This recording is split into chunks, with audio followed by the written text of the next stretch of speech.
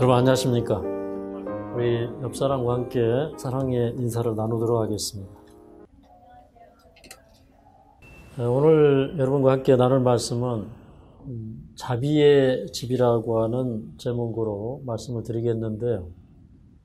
하나님께서는 교회가 자비의 집, 하나님의 은혜와 사랑이 전파되고 또 치유가 일어나는 자비의 집으로 삼으시기를 원하십니다. 며칠 전에 이제 우리 또 한 분이 참 이곳에서 회복을 얻지 못하고 이제 내려가는 그런 모습을 보면서 참 마음이 아팠습니다. 근데 대부분의 사람들이 좋아지고 또 이런 놀라운 방법을 통해서 회복을 경험하고 있지만, 그러나 한 분이 또 안 좋은 상태로 이렇게 내려가는 걸 보면서 참 그 모습을 보면서 저녁 내내 가슴이 참 많이 아팠어요. 예수님께서 이 세상에 오셨을 때 참 이 세상은 너무나 많은 사람들이 병들어 있었고 또 하나님의 은혜가 필요하다는 것을 보셨고, 또 예수님도 이 세상을 보실 때 마음이 아프셨습니다. 그래서 이제 예수님이 항상 어떻게 하면 참된 진리와 참된 복음을 그 세상 사람들에게 전해 주실 수 있을까를 항상 궁리하시고 연구하셨던 것이 확실합니다. 특별히 이제 예수님께서 그 유월절이 되시면 그 유월절을 통하여서 그 복음이 이제 그 유대인뿐만 아니라 온 세상에 전파될 수 있도록 그렇게 그 하나의 그 사건들을 일으키셨습니다. 근데 그래서 이제 이 유대인들이 6월절만 되면은 전 세계에서 예루살렘으로 모여들어요.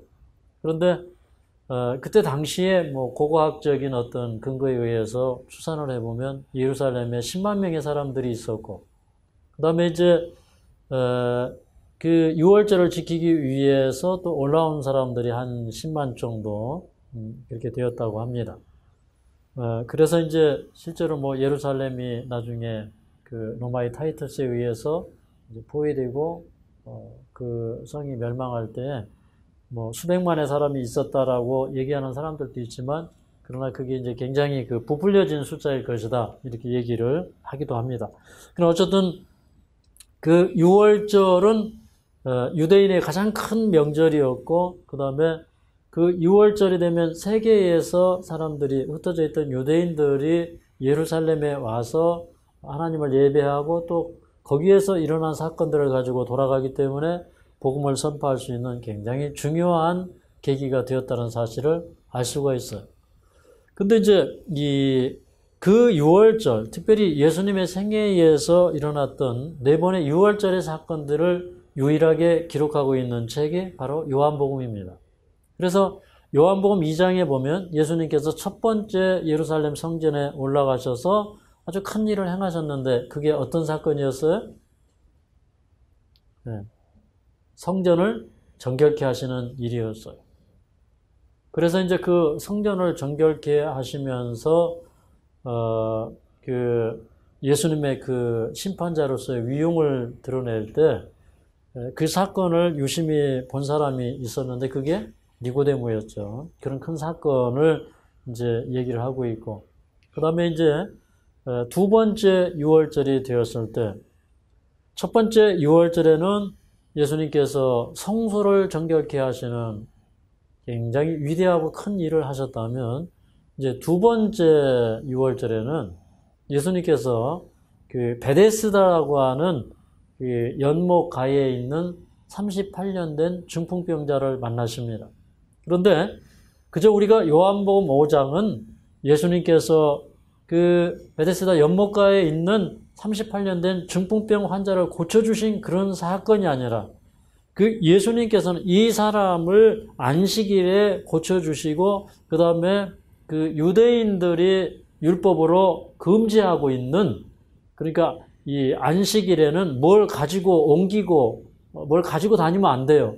근데 그 사람이 누워있던 그런 담요를 개서 그것을 들고 이 시가지를 걸어가게 하심으로 말미암아 예수님께서는 하나의 큰 퍼레이드를 통해서 하나의 사건을 준비하고 계셨고, 그걸 통해서 예수님이 그 산헤드린 회의에, 다시 말해서 유대의 종교 법정이자 이 그 사법적인 이 재판정에 예수님께서 쓰시면서 이제 예수님이 이 세상에 또 유대인들에게 주시고자 한 굉장히 중요한 말씀들을 하시는데, 그런데 그 말씀이 어느 곳에 기록된 말씀보다도 의미심장하고, 그 다음에 그 예수님께서 하시는 구속의 모든 비밀들을 풀어서 설명하시는 그런 대화가 요한복음 5장에 펼쳐져 있기 때문에 우리가 그 요한복음 5장의 그 사건들을 우리가 살펴보면서 이 시간 그 유대인들에게 주님께서 말씀하시고자 했던 그 의미를 좀 살펴보도록 그렇게 하겠습니다. 우리 그 요한복음 5장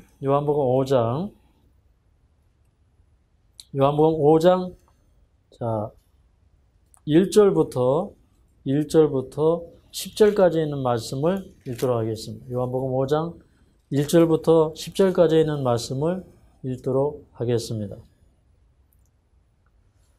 시작. 그 후에 유대인의 명절이 있어 예수께서 예루살렘에 올라가시니라. 예루살렘에 있는 양문 곁에 히브리 말로 베데스다라 하는 못이 있는데 거기 행각 5이 있고 그 안에 많은 병자, 소경, 절뚝발이, 혈기 마른 자들이 누워 물의 동함을 기다리더니 이는 천사가 가끔 못에 내려와 물을 동하게 하는데 동한 후에 먼저 들어가는 자는 어떤 병에 걸렸든지 낫게 되미려라. 거기 38년 된 병자가 있더라. 예수께서 그 누운 것을 보시고 병이 벌써 오랜 줄 아시고 이르시되 내가 낫고자 하느냐. 병자가 대답하되 주여 물이 동할 때에 나를 못에 넣어줄 사람이 없어 내가 가는 동안에 다른 사람이 먼저 내려가나이다. 예수께서 가라사대 일어나 내 자리를 들고 걸어가라 하시니 그 사람이 곧 나아서 자리를 들고 걸어가니라. 이날은 안식일이니 유대인들이 병 나은 사람에게 이르되 안식일인데 내가 자리를 들고 가는 것이 옳지 아니하니라. 자, 여기 있는 말씀을 보겠습니다. 예수님 마음이 참 답답하십니다. 왜 그러냐면 이 유대인들이 그 안식일은 하나님께서 유대인들을 축복하시기 위해서 주신 날이고, 특별히 이제 그 안식일의 안식을 통해서 사람들은 쉼과 치유를 경험하도록 또 하나님을 예배하는 날로 성별하신 그런 날이었지만, 그러나 유대인들은 이 안식일을 굉장히 무거운 안식일로 만들었어요. 이 유대인들은요, 안식일을 지키지 않아야 하는 이방인들에게는 구원이 없다고 그렇게 믿었어요. 오늘날도 이제 그런 종교적인 편견들이 굉장히 많이 있는 것을 여러분이 보게 되십니다. 그러니까 우리 뭐 탈무드 미시나에 보면은 이제 그 안식일에 관한 규정이 39가지가 소개되고 있는데, 이제 그 안식일에 많은 그 규정을 둠으로 말미암아 그 하나님께서 원래 제정하신 그 안식일이 사람에게는 굉장히 무겁고 지키기 어려운 안식일이 되어서 그 사람들이 그 안식일을 통해서 하나님을 경외할 수가 없었고, 오히려 그 안식일은 사람들에게 지키기 어렵고 무거운 안식일이에요. 또한 그런 그 제도를 만들어 놓은 사람들의 가르침과 지시를 따르게 했고, 그 다음에 그것에 대해서 반기를 드는 것은 신성모독죄이고, 그 다음에 또 그런 그 유대인들의 관습이나 그들의 잘못된 것들에 대해서 안식일 제도에 대해서 얘기하는 것은 이것은 반역으로 간주되었어요. 왜 그러냐면 지금 이 로마의 지배를 받고 있는 이 나라가 여론이 분열되게 한 것은 이것은 반역죄다. 그래서 이제 이 그 안식일의 진정한 의미를 회복시키려고 했던 예수님은 이제 사람들에게 미움을 받게 되고, 심지어는 이제 사람들에게 고소를 당해서 산헤드린 회의에서 그 유대의 그런 그 원로들 70인 장로들이 모이는 그 산헤드린 앞에서 예수님이 가지고 있는 신앙을 변론하게 됩니다. 근데 이제 오늘 이제 예수님께서 정말 하나님께서 이 창조의 안식일을 주신 의미가 그들에게 축복이 되는 날로 회복하기 위해서 두 번째 유월절에 지금 이 한 사건을 계획하시고 그것을 진행시켜 나가는 것입니다. 이 요한복음에는 세 번째 유월절에는 예수님께서 갈릴리의 한 산에서 오병이어의 기적을 일으켜서 떡 5덩어리, 물고기 2마리로 축복하시고 그것을 떼어서 나눠줄 때에 남자만 5,000명, 약 2만 명의 사람들이 먹고 남은 부스러기를 가지고 그것을 이제 예루살렘으로 올라가는 많은 사람들이 그 소식을 또 예루살렘에 전파하게 되죠. 그러니까 이 세 번째 유월절에도 굉장한 일을 행하셨고 그 다음에 네 번째 유월절에는 한 번 더 성소를 정결케 하신 다음에 예수님은 십자가에 달려 돌아가시고 부활하시는 그런 이제 사건들을 일으키고 있기 때문에 오늘 이제 저는 요한복음 2장을 보면서 이 말씀 속에 굉장히 심대한 의미가 들어있다는 그런 느낌과 그런 그 감동 속에서 이 말씀을 이제 제가 설명을 해나가겠습니다. 여기 보니까 이제 그 히브리 말로 베데스다. 여기 이제 그 예루살렘 북동쪽에 양문 곁에 이 베데스다라는 연못이 있었는데 이 연못의 길이는 16.7m, 그 다음에 폭은 한 3.6m 되는 그러니까 작지 않은 연못이죠. 거기에 이제 아마도 솔로몬 시대부터 이 행각이 있었던 것으로 생각이 되는데 행각이 5이 있고 그 다음에 이제 이때가 그 유대인의 명절이라고 그렇게 기록되고 있어요. 그래서 사람들은 어떤 사람은 뭐 이게 초막절이다, 어떤 사람은 부전절이다, 여러 가지 축제들을 하지만, 근데 이제 6장의 그 3절에 보면, 4절에 보면 유대인의 명절인 유월절 이렇게 똑같은 문맥에서 유대인의 명절인 유월절 이러면서 이제 그 유월절에 대해서 설명하고 있고 또 요한은 4번의 유월절을 의도적으로 기사를 써놨다고 보여지기 때문에 이때가 이제 유월절이라고 보는 것이 타당합니다. 근데 많은 사람들이 이제 예루살렘에서 유월절을 지키러 올라올 때 거기 어떤 사람들도 올라왔을까요? 병자들, 난치병 환자들, 뭐 소경, 절름발이 이런 사람들도 거기 와 있기 때문에 이 베데스다 이 연못가는 더 많은 환자들로 붐비었을 것이 분명하고 거기에는 수백 명의 환자들이 와 있었습니다. 근데 이제 예수님께서 그 안식일 아침에 산책하는 사람의 모습으로 이제 한 사람에게 다가갔고 그 다음에 모든 사람들을 다 고쳐주기를 원하시는 그 예수님께서 그 중에 제일 오래된 38년 동안이나 중풍병에 걸려있던 사람을 이제 아시고 여기 보면 그냥 아시는 게 아니라 여기 6절에 보면 예수께서 그 누운 것을 보시고 병이 벌써 오랜 줄 아시고 이렇게 얘기했어요. 그러니까 예수님은 이 사람을 알고 계시고 보고 계셨어요. 그런데 이제 이 사람은 자기 이제 친구들이 이 연못가에 이 사람을 데려다 줬지만 그러나 이제 혼자 그 연못가를 외로이 지키는 것입니다. 근데 여기 이제 본문에 보면 가끔 천사들이 내려와서 물을 동하게 한다 그랬어요. 그러니까 그 물이 동할 때 먼저 내려가는 사람은 치료를 받는다. 이렇게 사람들은 믿고 있었어요. 근데 이 말을 설명하는 부분에 가루가 쳐져 있습니다. 그러니까 이 가루가 쳐져 있다고 하는 것은 이게 원래는 본문에는 이 말씀이 없는 것인데 아마도 이것은 첨가된 말 같다. 그렇게 해서 이제 가루를 쳐놨어요.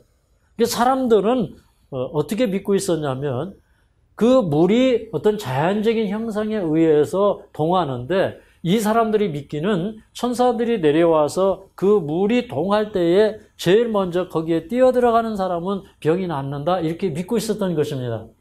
여러분 하나님께서는 그렇게 경쟁시켜가지고 힘 있는 사람이 먼저 뛰어내려가서 병이 낫도록 그렇게 하시겠어요? 안 하시겠어요? 그런 방법으로 안 하신다는 걸 우리가 예수님을 조금 알면 알 수가 있습니다. 근데 이제 오늘날 이 세상의 병동 같아요. 오늘날 이 세상에 사람들이 병에 걸리면 어떻게 치유함을 받아야 될지 모르고 그저 이게 좋다고 그러면 거기 그냥 맹목적으로 매달리고 경쟁적으로 매달리고 근데 거기에 치유 방법이 없습니다. 근데 정말 이 베데스다가 자비의 집이라고 하는 말처럼 정말 주님은 우리의 자비의 집이 되시기를 원하시고 우리를 치유해 주시기를 원하시는 분이셔요. 그리고 이제 그 사람에게 다가갔습니다. 근데 이 사람은 이제 그 한 사람이 자기를 이렇게 탁 내려다보는데 이게 여러분 그런 것 같아요. 이 진실한 마음은 사람이 다 통합니다. 근데 벌써 이 사람을 보시고 병이 오랜 줄 아시고 예수님께서 내가 낫고자 하느냐 이렇게 물어봤을 때 이 사람의 마음에 그 말이 굉장히 진실되게 들리는 것입니다. 정말 자기 마음에 와닿는 말로 들리는 거예요.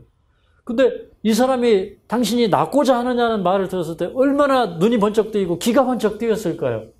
근데 이 사람이 그 얘기를 들은 다음에 하는 얘기가 아니 저 물이 동할 때 제일 먼저 내려가는 사람이 치유함을 받는데 그런데 나를 저 연못에 넣어줄 사람이 없습니다. 이렇게 절망적으로 얘기를 해요. 그 얘기를 무슨 얘기냐면 그동안에도 여러 번 물이 동한다고 생각이 됐을 때 이제 그 연못가에 와서 거기에 내려가려고 했지만 다른 사람들이 먼저 내려가고 그러니까 그게 반복이 되다 보니까 이 사람은 힘이 완전히 다 빠지고 이제 뭐 거의 이제 희망이 사라진 죽게 된 그런 환자가 돼버린 거예요. 그런 소동이 일어날 때마다 사람들이 밟히고 넘어져 다치고 부러지고 이런 현상들이 일어나는 것입니다. 근데 이제 이 사람이 그런 희망마저 가질 수 없을 때 예수님이 오신 거예요. 자기는 잠시 자기가 왜 지금 이렇게 치료받을 수 없는지를 뭐라고 생각했냐면 자기를 먼저 연못에 데려다 줄 사람이 없기 때문에 누군가가 나를 도와주지 않아서 그렇다고 그렇게 여긴 것입니다. 근데 이 당시에 사람들이 이런 중병에 걸렸을 때는 이 병은 다 하나님의 징벌이요 심판이라고 여겼기 때문에 이 사람은 더 그 무거운 짐이 있어요. 그러니까 이 사단은 많은 사람들에게 죄책감과 어떤 그 형벌 가운데 갇혀 있기를 원합니다. 우리도 그런 그 심령이 있어요. 제가 이제 환우들을 보고 기도하라고 예수님 믿으라고 그렇게 얘기하면 환우분들이 종종 그런 얘기를 합니다. 저는 자존심이 상해서 말을 못하겠습니다.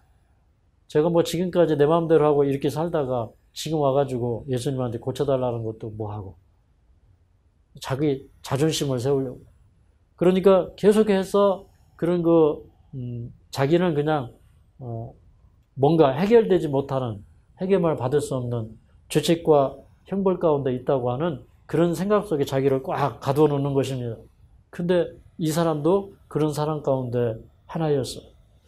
그러나 예수님은 명령하십니다. 일어나 내 자리를 들고 걸어가라 이렇게 얘기하십니다.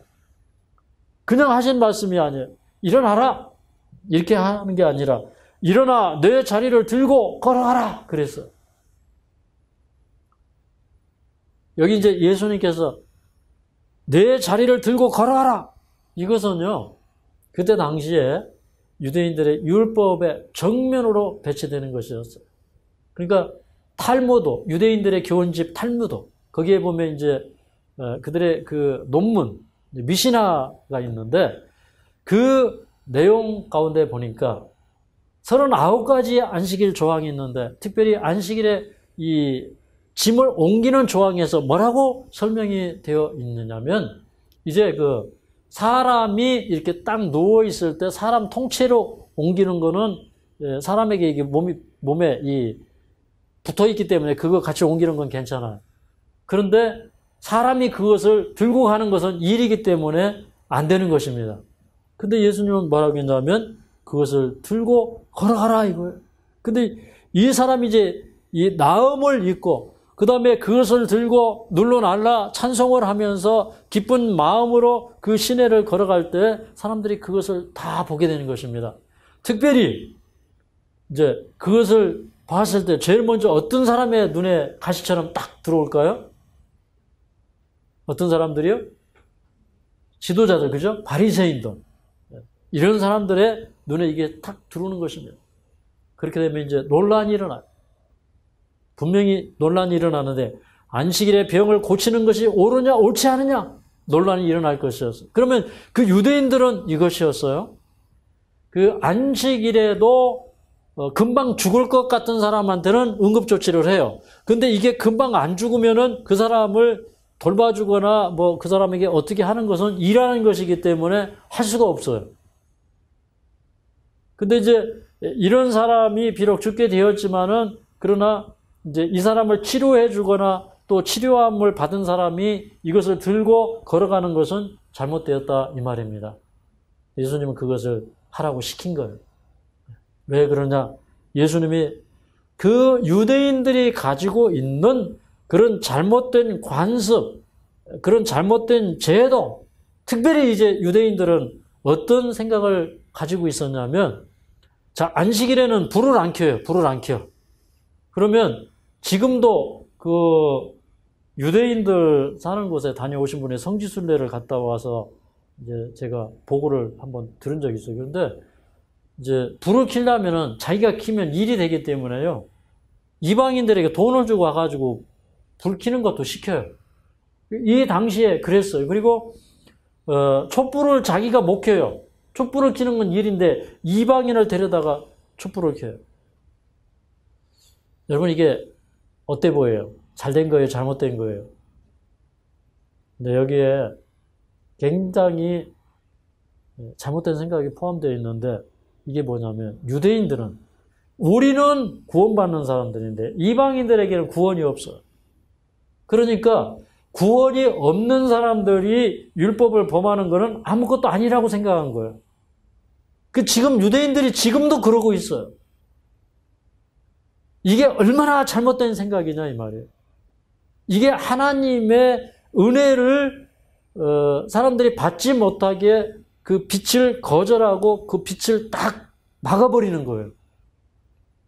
근데 그것을 예수님께서는 깨셔야 될 필요성이 있었다고 하는 것입니다.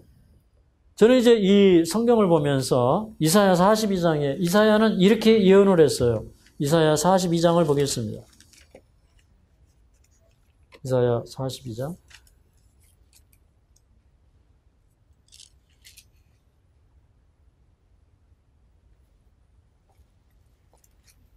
자, 이사야 42장.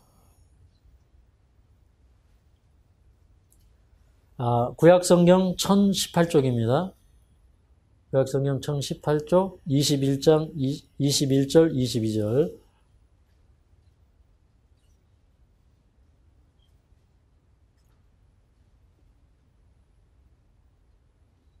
(21절) (22절) 함께 읽습니다. 시작. 여호와께서 자기의 의로우심을 인하여 기쁨으로 그 교훈을 크게 하며 존귀케 하려 하셨으나 이 백성이 도적 맞으며 탈취를 당하며 다 굴 속에 잡히며 옥에 갇히도다. 노력을 당하고 구할 자가 없고 탈취를 당하되 도로 주라 할 자가 없도다. 여기 보니까 이제 이런 얘기예요. 이 말씀이 굉장히 중요한 말씀이에요.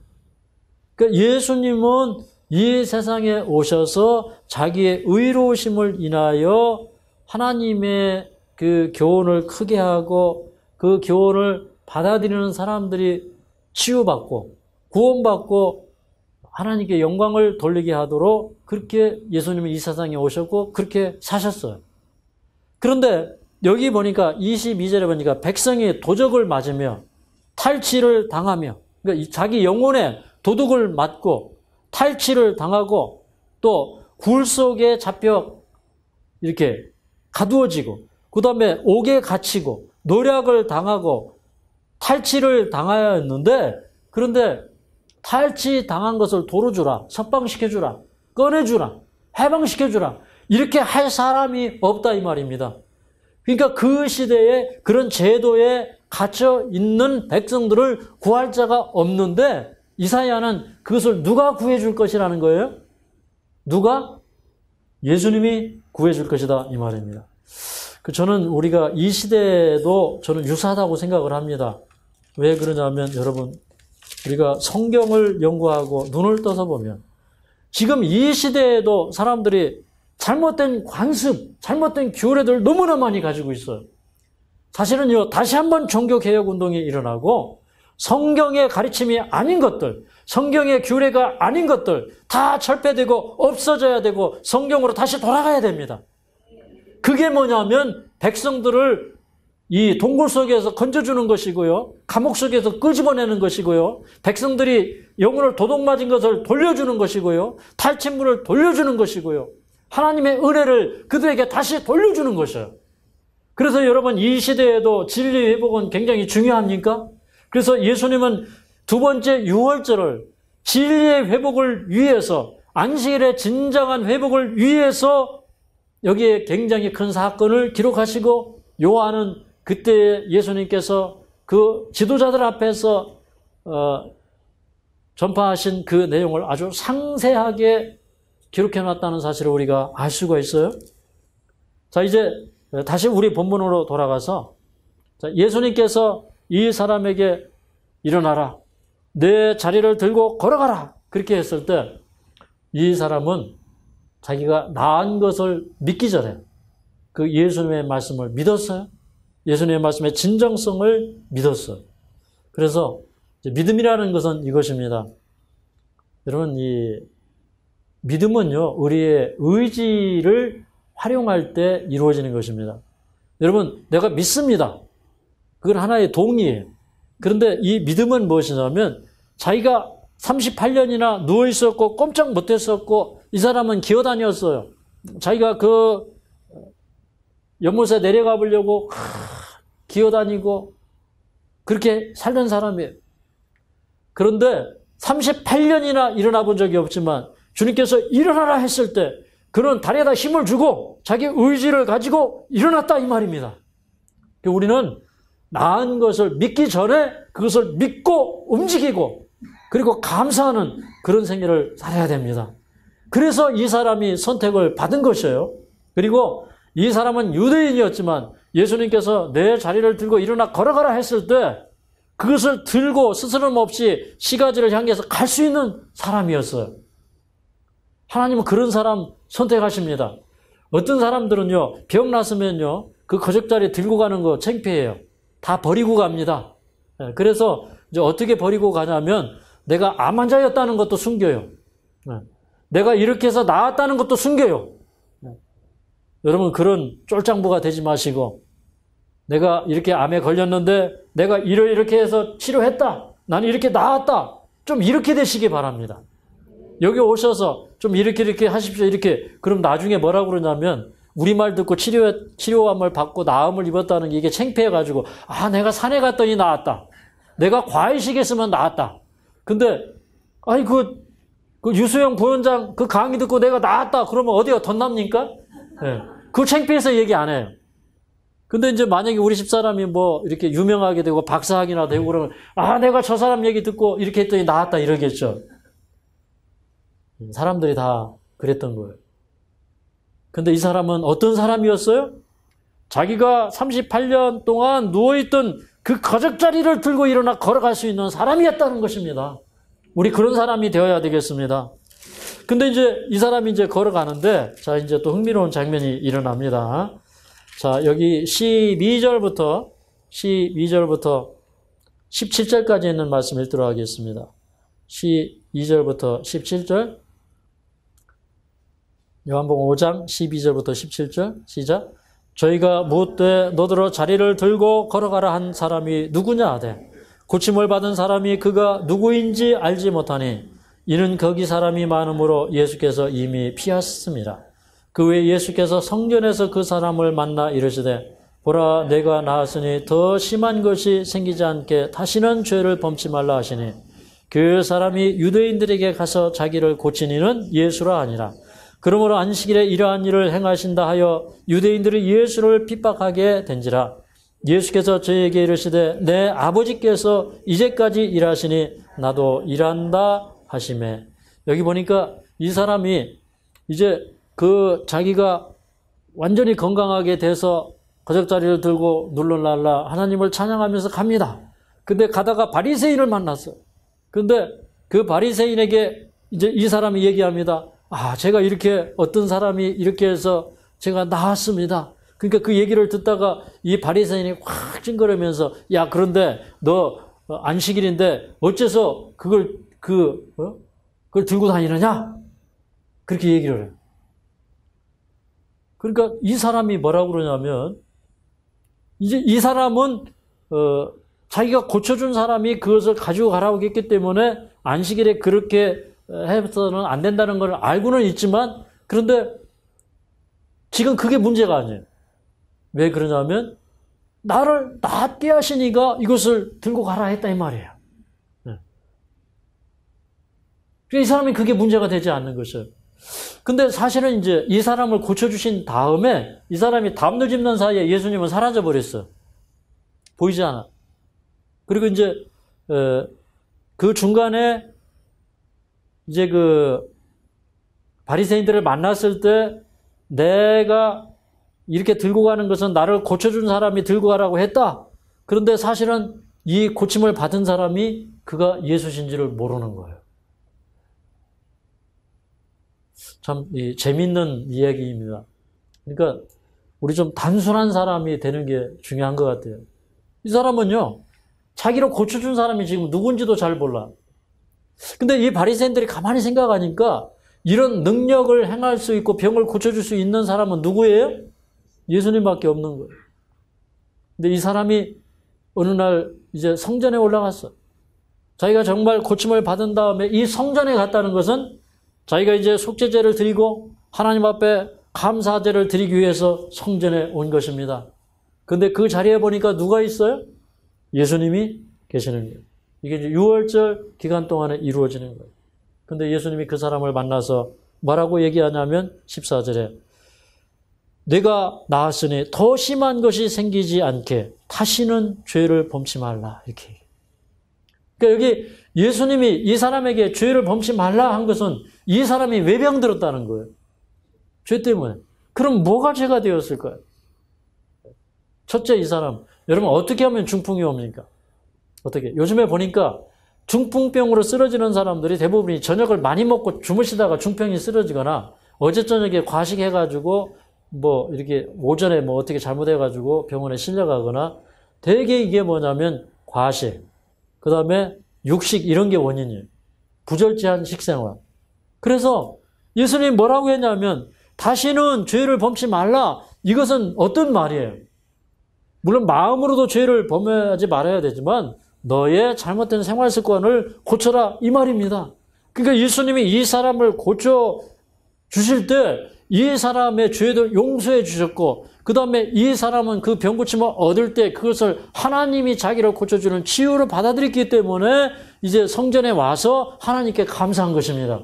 아멘. 네. 누군지는 모르지만 자기를 고쳐주는 그 역사가 하나님이 자기를 고쳐주시고 살려주시는 역사라고 믿었기 때문에 그 사람이 성전에 와 있었다고 합니다. 그러니까 여러분 우리가 병 고치고 나면 어디가 있어야 됩니까? 성전에 가 있어야 돼요. 성전은 죽어도 안 오려고 하는 사람이 몇 명이 좀 있어가지고 제가 아주 어려움을 겪기도 하는데 성전에 있어야 됩니다.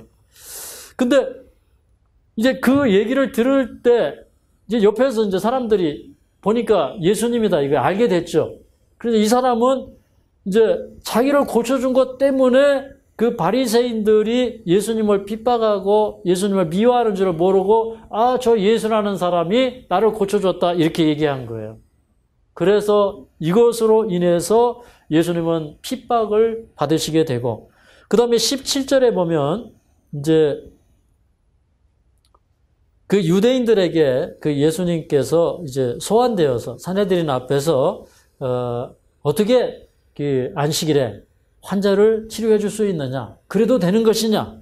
이제 안식일에 이래도 되는 것이냐? 이제 이렇게 질문을 받은 이제 그런 그 배경이 있다고 이제 생각이 되는데 그 예수님의 답이 기록되어 있어요. 자, 17절, 18절을 좀 읽어보겠습니다. 17절, 18절. 시작. 예수께서 저에게 이르시되 내 아버지께서 이제까지 일하시니 나도 일한다 하시매 유대인들이 이를 인하여 더욱 예수를 죽이고자 하니 이는 안식일만 범할 뿐 아니라 하나님을 자기의 친아버지라 하여 자기를 하나님과 동등으로 삼으셨음이러라. 여기 보니까 당신 어떻게 안식일에 일하냐 그랬더니 예수님이 하는 얘기가 내 아버지께서 이제까지 일하시니 나도 일한다 이렇게 얘기한 거예요. 자, 여러분 안식일에 해가 안 뜨면 어떻게 될까요? 안식일에 물이 흐르기를 그치면 어떻게 될까요? 만약에 안식일에 병원에 응급실을 운영하지 않으면 어떻게 될까요? 근데 그 아버지께서 일한다고 하는 것은 뭐냐면 이 천연계가 안식일에도 끊임없이 생명을 주는 일을 하고 있고 그 다음에 햇빛과 이 밤의 별빛들이 우리를 보호하는 일을 끊임없이 하고 있어요. 맞습니까? 모든 생명의 작용들이 일어나고 있어요. 그러니까 예수님께서 하신 말씀이 뭐냐면 아버지가 그런 일을 하시니까 나도 일한다 이렇게 얘기를 한 겁니다. 그런데 이제 이 얘기를 가만히 들어보니까 예수님이 하나님을 뭐라고 한 거예요? 자기 아버지라 얘기하는 거예요. 그러면서 자기를 그 아버지와 동등되게 여기시는 걸 보고서 유대인들이 더욱 예수님을 어떻게 하려고 했다고요? 죽이려고 했다 이 말입니다. 그런데 여기 또 재밌는 표현이 들어있죠. 이는 안식일만 범할 뿐 아니라 그러니까 안식일을 범해도 무슨 죄라는 거예요? 죽을 죄라는 거죠. 그런데 안식일에 치료했고 안식일에 그걸 들고 가라고 한 것만 해도 죽을 죄인데 그런데 아버지와 동등되게 여기셨다는 것으로 예수님을 죽이려고 해요. 저는 이제 이 본문의 말씀들을 이렇게 읽어가면서 이런 걸 느껴요. 참 그 예수님께서 유대의 지도자들을 만났을 때는 특별히 어떤 말씀도 가감하지 않으시고 그대로 다 얘기해요. 직설적으로. 네. 그런데 일반 이렇게 서민들, 평민들 만나서 설교할 때는 비유로 말씀하시고 굉장히 쉬운 말로 하시고, 그죠? 알아듣기 쉽게 그들의 눈높이에서 계속 얘기하죠. 그런데 지금 이제 이 유대인들에게 그 장로들에게 선해드린 회원들에게 바리새인들 이 사두개인들에게 예수님 말씀하실 때는 가감하지 않자고 그대로 말씀하셔요. 그래서 요한복음 5장은 예수님께서 그때 아주 가감 없이 말씀하신 그 말씀의 그 진리의 진수를 우리가 듣게 되는 거예요. 그래서 제가 이제 대략적으로 좀 소개를 하자면요. 자, 19절부터 20절을 읽겠습니다. 자, 시작. 그러므로 예수께서 저에게 이르시되 내가 진실로 진실로 너희에게 이르노니 아들이 아버지 하시는 일을 보지 않고는 아무것도 스스로 할 수 없나니 아버지께서 행하시는 그것을 아들도 그와 같이 행하느니라. 아버지께서 아들을 사랑하사 자기 행하시는 것을 다 아들에게 보이시고 또 그보다 더 큰 일을 보이사 너희로 기이 여기게 하시리라. 자, 예수님은 이렇게 얘기하셨어요. 아버지 하시는 일을 보지 않고서는 나는 아무것도 수수할 수 없다 이렇게 얘기했어. 그러면 이제 이런 말씀을 들을 때 우리는 무슨 생각을 하냐면 이런 생각을 해요. 아, 예수님은 신성이시니까 아버지가 하시는 일을 이렇게 계시로 다 이렇게 보고 자기 신성으로 다 보고 행하였나 보다 이런 얘기를 해요. 근데 그게 아니라 예수님은 그 아버지를 어떻게 봤냐면 자, 제자들이 예수님에게 내가 이제 너희를 떠나서 처소를 예배하러 간다. 내가 가는 곳을 너희가 알리라. 그랬더니 제자들이 뭐라고 그러냐면 아니 어디로 가시는지 모르는데 어떻게 그 길을 알겠습니까? 그러면서 빌립이 뭐라고 그랬냐면 아버지를 보여주옵소서. 그리하면 우리가 족하겠나이다. 아버지께로 간다고 그러니까 누구를 보여달라고 그랬어요? 아버지를 보여달라고 그랬어요. 그랬더니 예수님이 뭐라고 했냐면 나를 본 자는 아버지를 보았느니라. 이게 뭐예요? 내가 하는 일을 본 사람은 누구를 보았다는 거예요? 아버지를 보았다는 거예요. 그러면 예수님께서 아버지가 하시는 일을 보았고 아버지가 일하시는 것을 보고 행하신다는 것은 예수님은 무엇을 통해서 아버지를 봤을까요? 사람들은요 전부 계시받아서 봤다 그러고 신성을 통해서 본 줄 알아요. 그런데 그게 아니에요. 오늘 본문 속에 분명히 드러나는 것은 무엇이냐면 예수님도 성경을 읽으시고 그 성경 속에서 또 선지자들의 기별을 통해서 하나님의 뜻을 배우고 하나님의 능력을 의지함으로 말미암아 아버지가 어떤 일을 하시는지를 알고 예수님도 그 삶을 살게 되신 거예요. 조금 더 읽어보면은 인자됨을 인하여 심판하는 권세를 아버지가 아들에게 맡기셨다 그랬어. 그러니까 이게 무슨 얘기예요?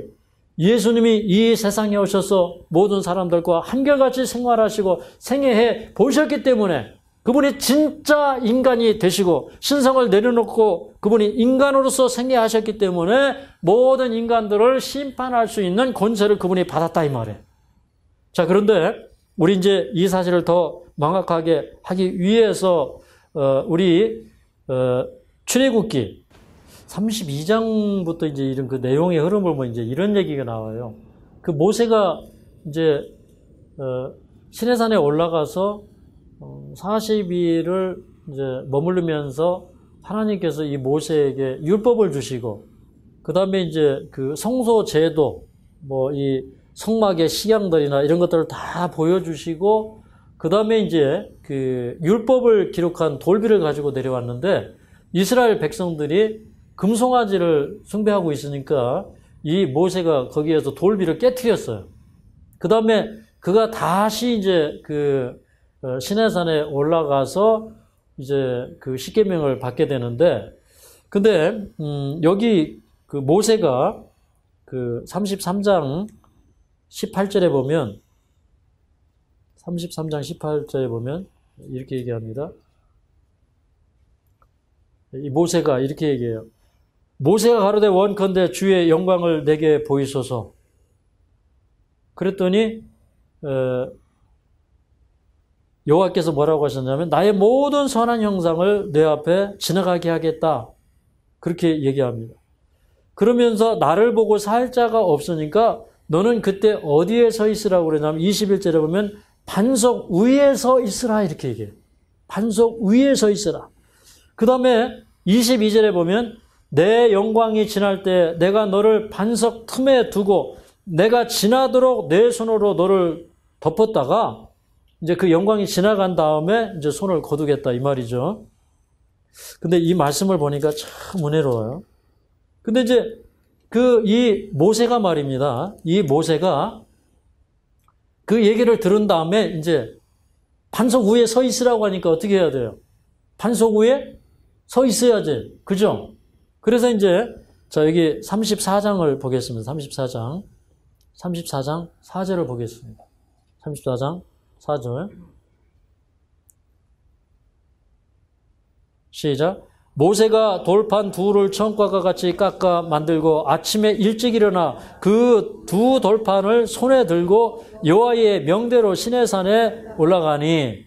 근데 이제 이 모세가 거기 섰을 때 뭘 가지고 섰냐면 두 돌판을 딱 손에 들고 서 있어요. 그런데 그때 하나님께서 어떻게 하시냐면 이제 그 앞을 지나가시면서 반포하시기를 자비롭고 은혜롭고 노하기를 더디하고 인자와 진실이 많은 하나님이다 이렇게 선포를 해요. 이게 이제 어떤 상황이 된 거냐면 모세가 바위 위에 서 있으니까 하나님께서 그 지나가시면서 그 바위를 이렇게 쫙 가르고 그 다음에 이 모세를 어디에 딱 숨긴 거예요? 바위 틈에 딱 숨긴 거예요. 그 다음에 이 모세가 손에는 뭐 들고 있는 거예요? 돌비를 들고 있는 거예요. 그런데 그 내용이 뭐냐면 자비롭고 은혜롭고 노하기를 더디하시는 인자와 긍휼이 많으신 하나님이라는 거예요. 저는 오늘 아침에 여기서 한 가지 크게 깨달았어요. 여러분 이제 얼마 전에 이 사건이 한번 또 있었어요. 이스라엘 사람들이 마실 물이 없어서 하나님을 원망할 때 하나님께서 모세에게 너는 그 반석 위에 나를 대하여 서라 그러는데 모세를 어디에 서라고 그랬어요? 네. 반석 위에 서라고 그랬어요. 그리고 그 다음에는 어떻게 하라고 그랬어요? 반석을 쳐라고 그랬어요. 그러니까 반석이 갈라져서 물이 터졌어. 이게 다 무엇을 얘기하냐면 이런 거예요. 여러분 우리 품성이 변화돼요. 그리고 그 율법과 일치하게 돼야 돼요. 그런데 그 바위가 갈라지고 쪼개지고 그 속에 숨지 않으면 결코 그런 일이 일어날 수가 없어요. 이게 무슨 얘기인가? 바위가 쪼개지는 게 이게 뭐예요? 예수님이 희생하신 거예요. 그죠? 반석 대신 예수님이 십자가에 달려 돌아가시는 거예요. 그럼 우리가 그 예수님의 희생의 품 안으로 들어가야 돼요.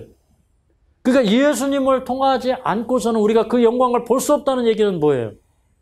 예수님의 구원과 그 희생을 통해서 이 죄의 흉악성을 보고 하나님의 사랑을 보지 않고는 예수님의 품성이 우리 속에 새겨지지 않는다는 거예요. 모세가 들고 있던 돌판에 뭐가 새겨지는 거예요? 율법이 새겨져 있죠. 그러면 사실은 이 율법을 주신 이유는 그 율법을 어디에다 새기라고 준 거예요? 마음에. 그래서 이제 그 율법을 주시고 그 시내산에서 율법을 주시고 성소의 식양을 보여주셨어요.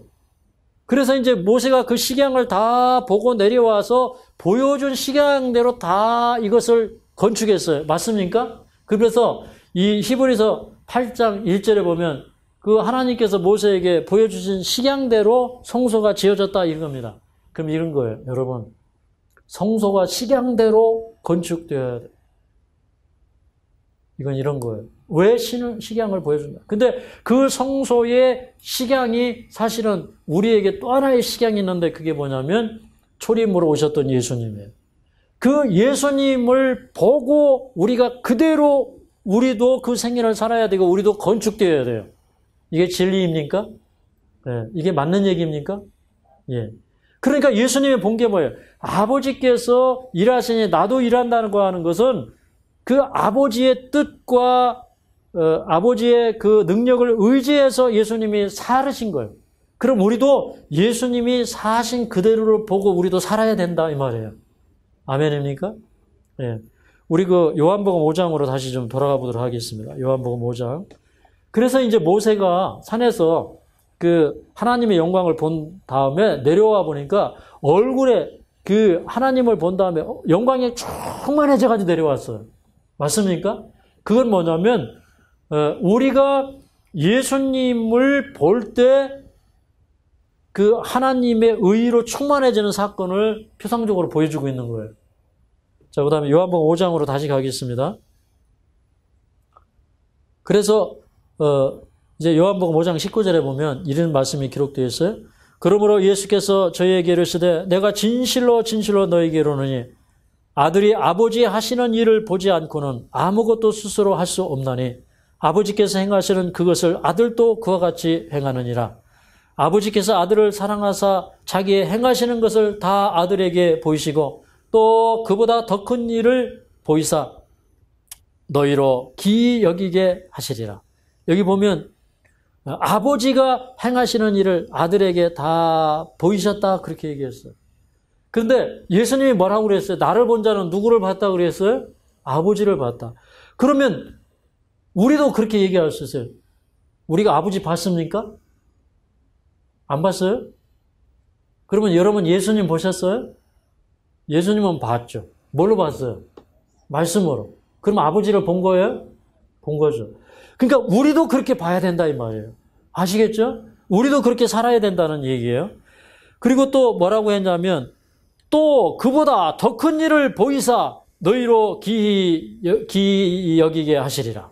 그럼 그보다 더 큰 일은 뭐냐면 이 사람을 지금 치료해 주신 거예요. 근데 그보다 더 큰 일을 보여주시겠다는 것은 뭐냐? 21절에 아버지께서 죽은 자들을 일으켜 살리신 같이 아들도 자기 원하는 자들을 살리느니라. 예수님은 이 사람을 낙경보다 더 큰 일도 행할 것인데 앞으로는 죽은 자도 살릴 것이다 이 말이에요. 네. 그 다음에 죽은 자를 살리는 일도 하는데 22절에 아버지께서 아무도 심판하지 아니하시고 심판을 다 아들에게 맡기셨으니 그러니까 예수님은 이제 지금 너희에게 보인 것보다 더 큰 일을 할 건데 심판하는 권세를 내가 받았다 이 말입니다. 21절에 특별히 인자됨을 인하여 심판하는 권세를 받았다. 그게 뭐예요? 아까 얘기한 것처럼 예수님도 인간으로 살아봤기 때문에 인간의 약점이 무엇인지 인간의 잘못이 무엇인지를 알기 때문에 그분이 우리를 심판할 수 있는 권세를 받으셨다는 거예요. 그 다음에 이 죽은 자를 살린다고 하는 이 말씀의 의미가 굉장히 의미가 있는데 24절, 25절을 읽겠습니다. 24절, 25절을 읽습니다. 시작. 내가 진실로 진실로 너에게 이르노니 내 말을 듣고 또 나 보내신 이를 믿는 자는 영생을 얻었고 심판에 이르지 아니하나니 사망에서 생명으로 옮겼느니라. 진실로 진실로 너에게 이르노니 죽은 자들이 하나님의 음성을 들을 때가 오나니 곧 이때라. 듣는 자는 살아나리라. 자, 여기 25절에 뭐라고 그랬냐면 죽은 자들이 주님의 음성을 들을 때가 오나니 그랬어요. 이거는 현재예요, 미래예요.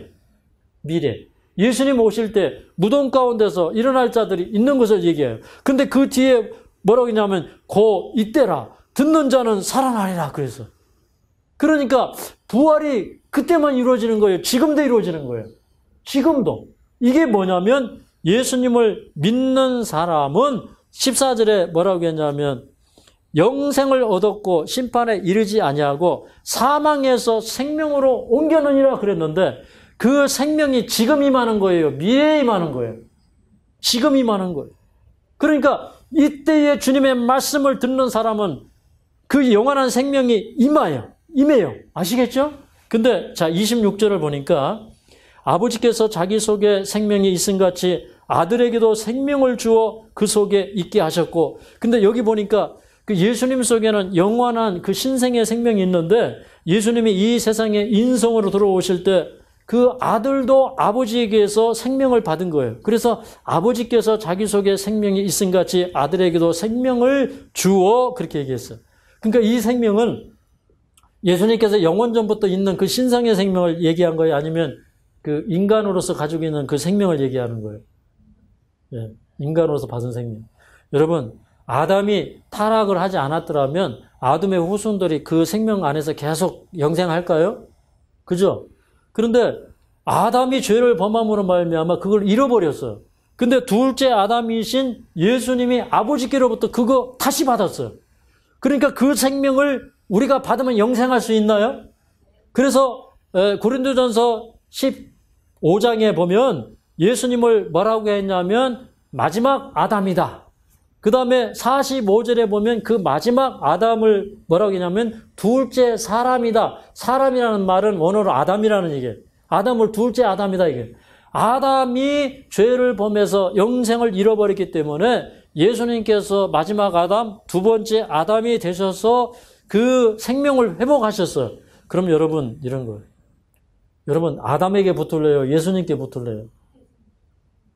아니 예수님이 우리를 구원하셨고 둘째 아담이 되었다고 하면 우리의 인류는 둘째 아담의 시조에 거기서부터 이제 우리 시조가 된 거거든요. 예수님이 우리의 시조가 되신 거예요. 우리의 시조는 아담이 아니라 누구예요? 예수님이 되신 거예요. 근데 자꾸 왜 아담에게 붙으려고 하는지 모르겠어요. 신학적으로도 똑같은 문제가 발생을 하는 거예요. 네. 그러니까 예수님은 모든 인간이 하나님을 믿을 때 얻을 수 있는 그 생명을 인간으로 오셔서 아버지께로 받았고 그 생명을 우리에게 주시기 때문에 우리도 영생하도록 되는 것입니다. 아멘. 그 얘기는 무엇이냐면 우리가 태어났기 때문에 사망이 이르러오는 것이 아니에요. 우리는 시조가 누가 되었어요? 예수님이 우리 시조가 되었어요. 그럼 우리가 죽는 것은 태어났기 때문에 죽는 것이 아니라 죄를 지었기 때문에 죽는 거예요. 맞습니까? 네. 자, 이제 이 말씀을 보니까 그러면 예수님을 지금 믿어요. 예수님을 지금 믿고 내가 옛 생애에서 돌이키는 거예요. 허물과 죄로 죽었던 생애에서 돌이키고 할 때 거기에 부활의 권능이 역사하고 그래서 로마서 8장 2절에 있는 말씀처럼 생명의 성령의 법이 죄와 사망의 법에서 우리를 해방할 때 우리는 그때 부활하는 경험을 하는 것입니다.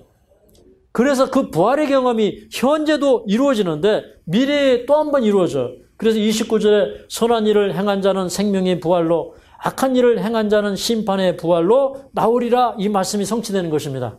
여러분 시간이 많이 가서 저는 여기에서 줄이려고 합니다.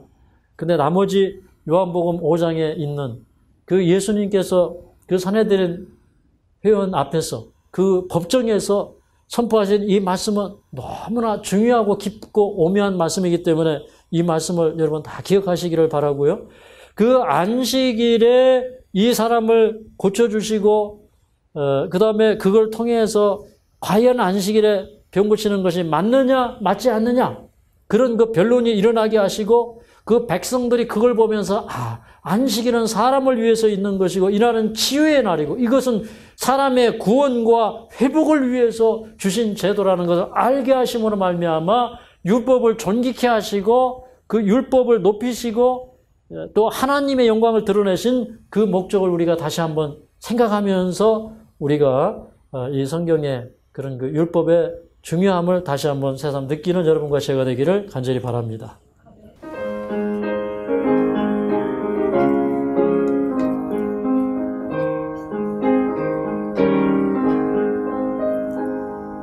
구주의 십자가 보혈로 죄 씻음 받기를 원하네.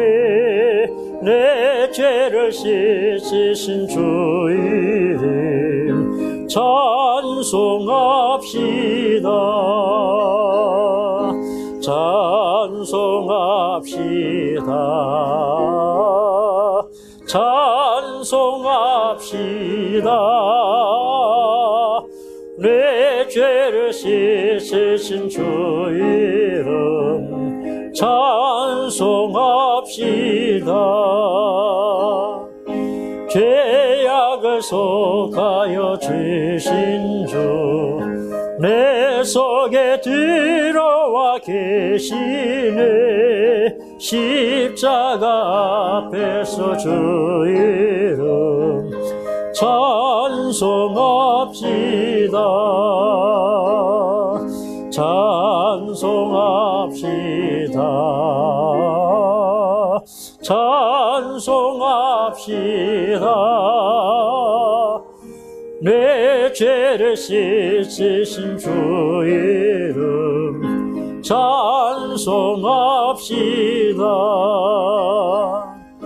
주 앞에 흐르는 생명수 날 씻어 정하게 하시네. 내 기쁜 정성을 다하여 찬송합시다.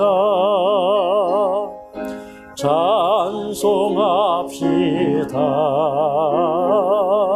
찬송합시다.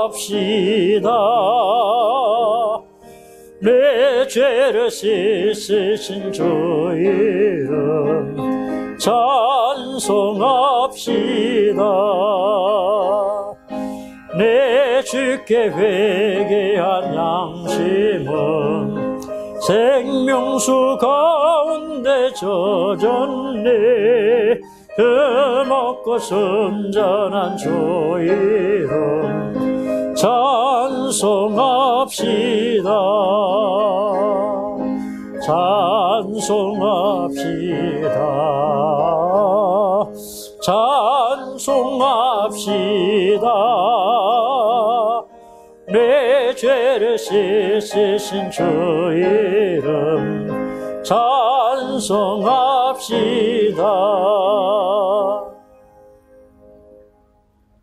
자비로우신 우리 아버지, 일어나 내 자리를 들고 걸어가라고 하신 그 말씀이 지금도 우리에게 능력으로 역사하고 계심을 믿습니다. 구원은 미래의 경험이 아니라, 부활은 미래에 이루어지는 것이 아니라 현재적인 경험이며 우리가 사망에서 생명으로 옮기는 경험, 주님 안에서 영생하는 생명을 얻고 그 생명으로 삶을 시작하는 자가 주님 오실 때에도 부활의 몸을 입고 신령한 몸을 입을 것을 저희가 믿습니다. 사랑하는 주님, 우리는 아직도 하나님이 만드시지 아니한 인간의 규례와 전통을 높이면서 성경보다도 높아진 그 규례를 준수하면서 사는 사람들이라면 주님 돌이키게 하여 주시옵소서. 이 곤례와 이 암열의 토굴과 그리고 이 감옥에서 우리가 나오기를 원합니다. 참으로 베데스다 그 연못가의 수백 명의 환자들은 그 자비의 집을 알지 못하고 하나님이 베푸시는 그 구원의 사역을 알지 못해서 사망의 길에 서 있었습니다. 아버지, 그러나 저희들은 이 자비의 집에서 하나님의 그 치유의 은혜를 받고 구원받는 자들 되게 하여 주시옵소서. 주님이 자비의 집이시고 주님이 치유의 집이심을 저희가 믿사오니 오늘 우리가 주의 말씀으로 새 힘을 얻도록 도와주시고, 참으로 두 번째 유월절이라고 한 그런 그 엄청난 기회를 주님께서 이용하셔서 유대인들의 관습을 깨뜨리시며 참으로 율법을 존귀케 하시고 그날은 오히려 치유의 날로 격상시켰던 것처럼 오늘날 하나님의 율법은 사람을 치유하기 위해서 존재하고 성경의 모든 제도들은 사람을 구원하기 위하여 있다는 사실을 우리가 다시 한번 깨달으면서 은혜의 보좌 앞으로 담대히 나아가는 저희들 되게 하여 주시옵소서. 이날에 또 헌금을 주님 앞에 구별하여 드린 모든 소루에 주님 축복하여 주시고 또 이곳에서 내려가는 주님의 아들과 딸들 항상 기억하여 주셔서 그 걸음을 영원토록 복되게 하여 주시옵소서. 예수님의 이름으로 간절히 기도하옵나이다.